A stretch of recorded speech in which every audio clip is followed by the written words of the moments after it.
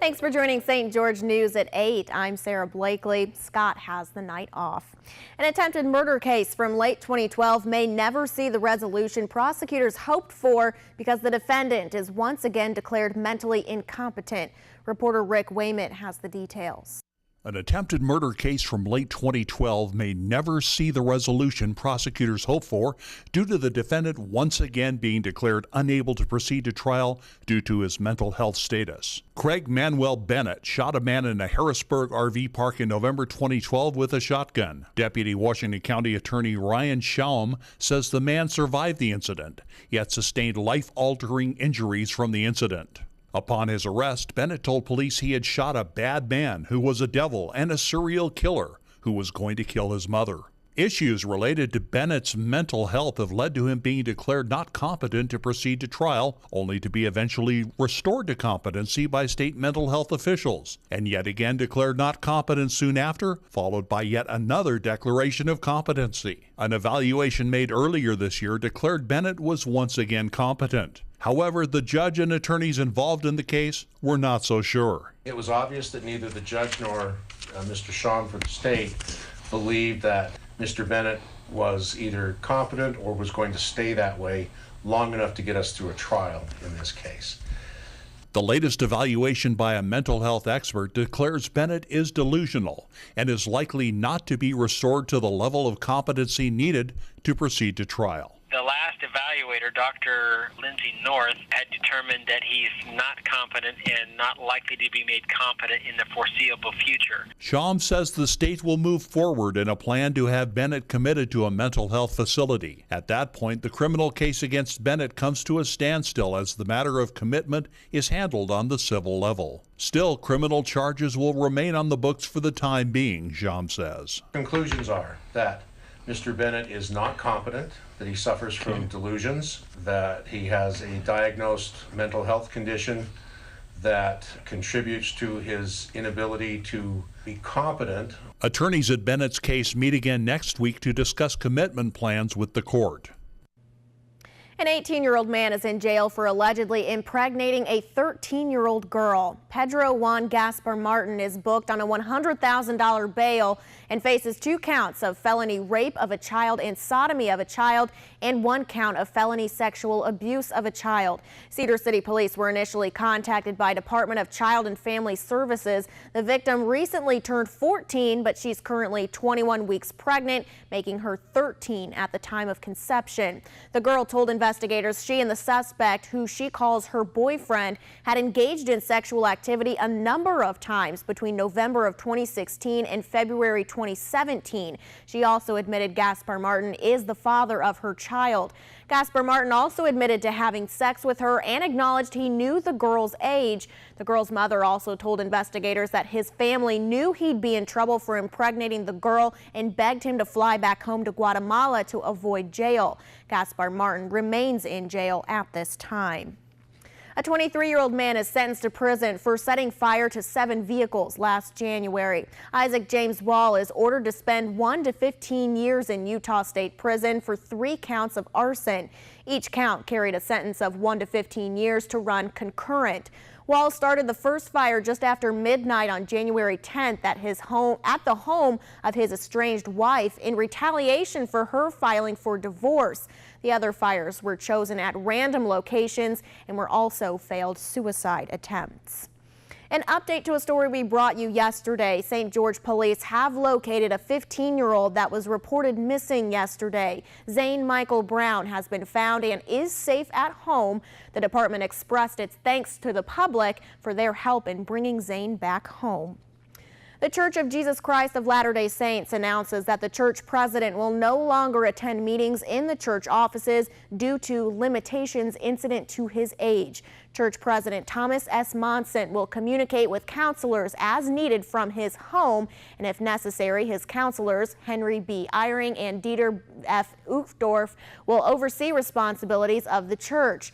Monson was hospitalized for several days in April after the church's annual general conference. LDS spokesmen say Monson appreciates the prayers and supports of church members. Chief Meteorologist Chris Summers has your Southern Utah forecast after this.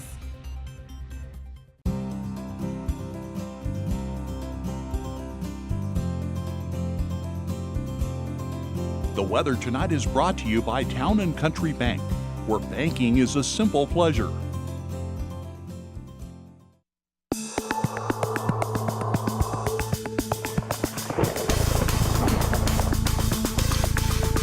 And welcome back, everyone. A good Wednesday evening to you. Some hot temperatures out there today. Temperatures into the upper 90s to even triple-digit heat across parts of Nevada here late this afternoon. No record highs here today, as our record highs were just a few degrees off. In Cedar City, for example, record high is 90. We made it to 88 here late this afternoon. But anyway you look at it, definitely seen some hot temperatures out there. 99 in St. George, 97 degrees in Hurricane, 103 in Mesquite, and 102 in Las Vegas. Again, record high down in Las Vegas is 105 for the date. So again, very close to record high territory, but we did see temperatures stay just a few degrees below that. And it looks like the hot weather continues as we head to not only tomorrow, but into the upcoming weekend, seeing temperatures at least warm back up after they cool down for a few days here by the time we get to the end of the work week. Before your Wednesday night, we're going to see temperatures fall back to near 50 in Cedar City, otherwise upper 60s around much of southern Utah by early tomorrow morning, mainly clear skies and south winds 5 to 10 miles per hour. Also seeing those gusty winds out there today as well. Shouldn't be quite as gusty as we get into your Thursday, but still going to be breezy. Those southwest winds could be as high as 20 or 25 miles per hour in Cedar City, as mostly sunny skies. Again, not quite as warm as today. Back into the upper 70s to near 80 for a high temperature.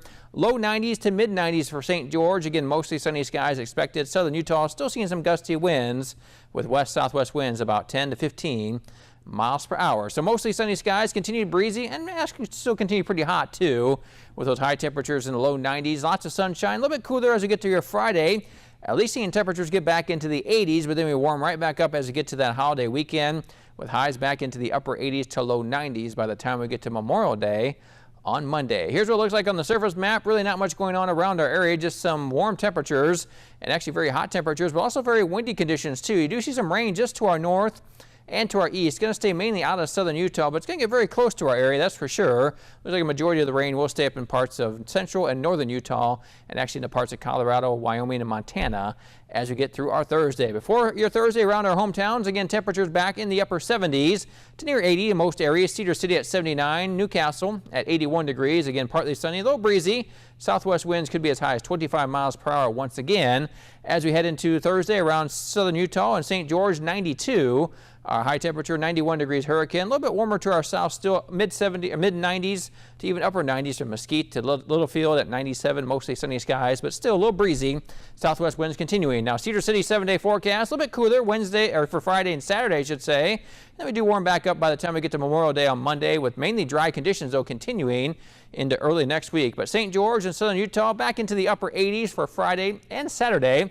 But then by the time we get to Sunday and Memorial Day, again, getting back in the low to mid 90s, could be as warm as 95 by next week once again on Tuesday, with partly to mostly sunny skies. But again, temperatures are going to warm back up for the weekend. But one thing you notice is some dry weather continuing. No rain expected here over the next 7 days. So I guess you can enjoy that, but it is hot out there. Temperatures in the upper 90s today. That's a little unusual this early in the season. You know, our record highs are close to that, but not normally seeing those these hot days like this so early in May. But some nice weather for some Memorial Day cookouts, some ceremonies going on for the weekend. Exactly, some great plans. If you have any plans outdoors, should be no problem this weekend. Just a little on the hot side, but otherwise seeing lots of sunshine through early next week. Great, thank you very much, Chris.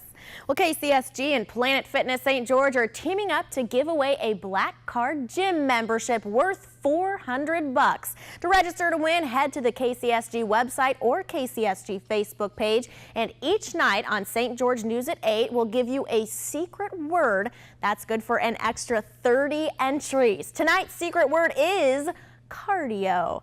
We'll take a break and be right back.